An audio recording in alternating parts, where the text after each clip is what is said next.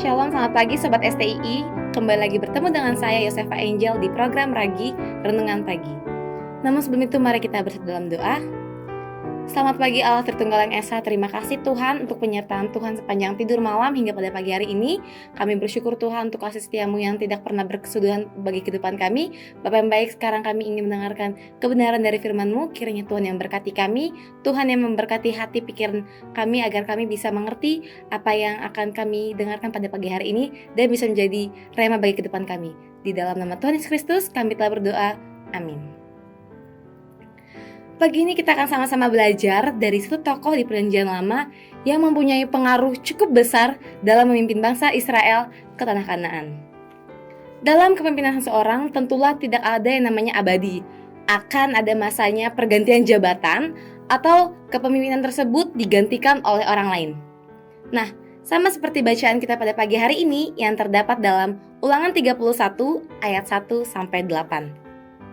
Di sini kita bisa melihat bahwasanya Yosua menggantikan Musa untuk memimpin dan membawa bangsa Israel ke tanah Kanaan. Namun saat Yosua mengetahui bahwa ia akan menggantikan posisi Musa, ia menjadi takut dan bimbang karena adanya beberapa faktor. Apa saja itu? Dari pasal-pasal sebelumnya kita bisa melihat bahwasanya setiap musuh-musuh yang telah mereka hadapi adalah bangsa yang kuat, memiliki tentara perang yang handal, pertahanan yang kokoh, benteng yang tinggi, bahkan ada pula tercatat bahwasanya musuh-musuh mereka itu berbadan tinggi besar seperti raksasa. Terlebih kalau misalnya kita bersama melihat dari sifat atau karakter bangsa Israel yang tegar tengkuk. Nah, tapi Yosua menyadari bahwa apabila ia terus-terusan berada di bawah rasa takutnya, ada kemungkinan mereka tidak akan sampai ke tanah Kanaan atau bisa dikatakan mati secara sia-sia di pertengahan jalan. Maka judul renungan kita pada pagi hari ini adalah Takut Berujung Maut.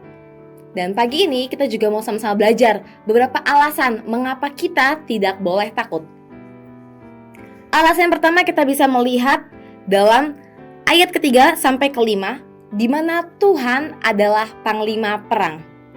Dalam ayat ini merujuk bagaimana Allah yang akan berperang menggantikan bangsa Israel. Ia akan mengalahkan setiap bangsa-bangsa yang di hadapan bangsa Israel sehingga mereka dapat menduduki tempat yang telah Allah janjikan. Jadi sobat STI yang terkasih, di sini Allah mengambil alih peperangan ini karena Allah tahu kemampuan umatnya. Karena Allah tahu keterbatasan umatnya itu sampai di mana.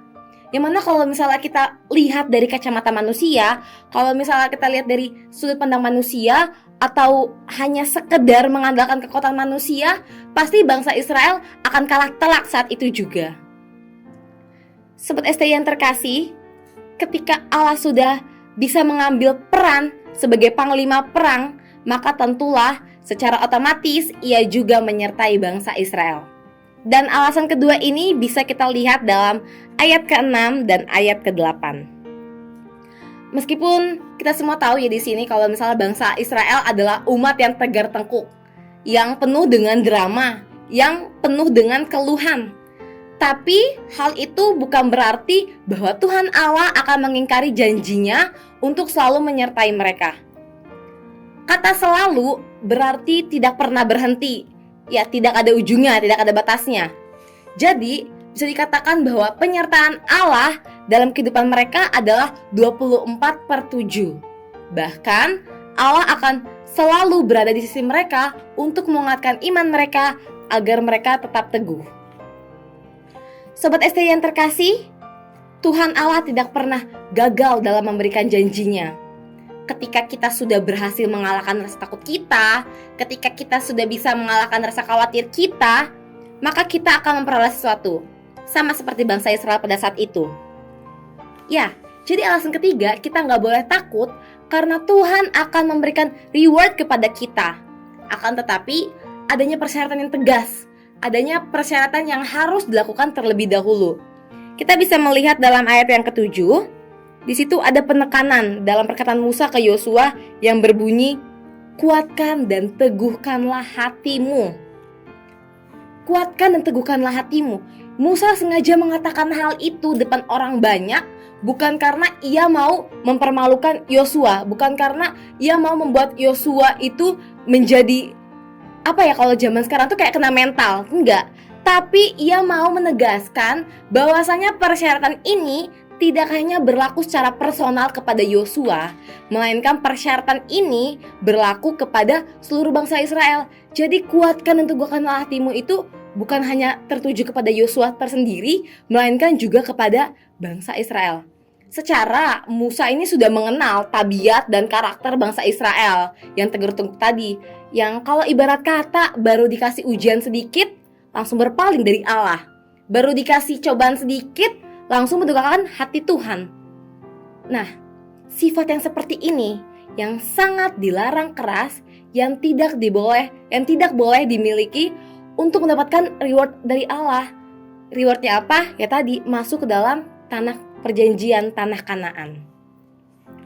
Sobat STI yang terkasih, dari Ulangan 31 ayat 1-8, di sini kita bisa sama-sama belajar bahwa ternyata menjadi seorang pemimpin bukanlah persoalan yang mudah. Ya, pastinya setiap orang mempunyai rasa ketakutan tersendiri, termasuk seorang pemimpin tersebut. Tapi kembali lagi, kita tidak boleh terus-terusan berada di bawah rasa takut kita, karena takut hanya berujung pada maut. Maka dari itu, mari kita sama-sama belajar untuk berkomitmen untuk menghilangkan rasa takut tersebut. Karena kita memiliki Tuhan yang akan menjadi panglima perang bagi kita, karena kita memiliki Tuhan yang selalu menyertai kita, dan pada akhirnya Tuhan juga akan memberikan hal yang indah kepada kita sesuai dengan waktunya. Sobat STII, satu hal yang perlu kita ingat bersama, bahwa Allah yang telah melindungi dan menyelamatkan bangsa Israel pada saat itu adalah Allah yang sama yang akan melindungi dan menyelamatkan kita pada sekarang ini, bahkan sampai selama-lamanya. Kiranya renungan pagi ini dapat menjadi pegangan hidup kita. Selamat melanjutkan aktivitas. Tuhan Yesus memberkati. Salam 111.